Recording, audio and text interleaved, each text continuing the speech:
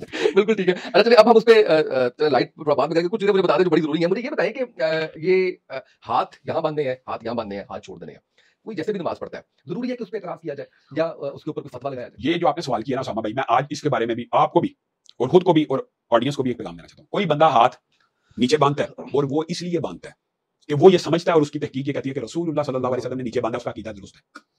اگر کوئی اوپر ہاتھ باندھتا ہے اس نیت سے باندھتا ہے کہ رسول اللہ نے اوپر باندھا ہے, اس کی تحقیق کرتی ہے صلی اللہ علیہ وسلم, تو اس کا عقیدہ درست ہے.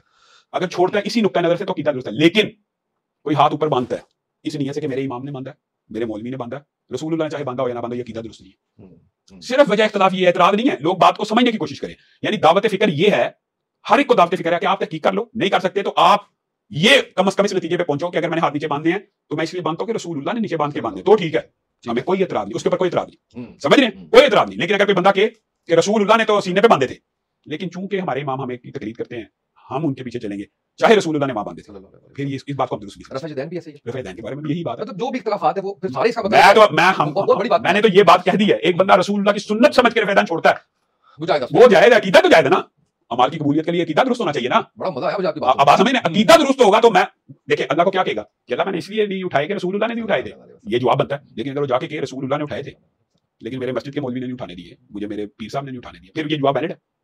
اس سے بچت نہیں ہونی. اگر یہ دیکھیں دعوت فکر ہے, غور کرنا چاہیے, یہ کتنی بڑی بات ہے. اور اسی بات کو ہم ابلاغ کرتے ہیں اور علماء کے اندر بھی یہ بات کرتے ہیں, اور اللہ کے فضل سے آپ کو یہ بات تو اس بات کا کیا نتیجہ اویئرنس ہے.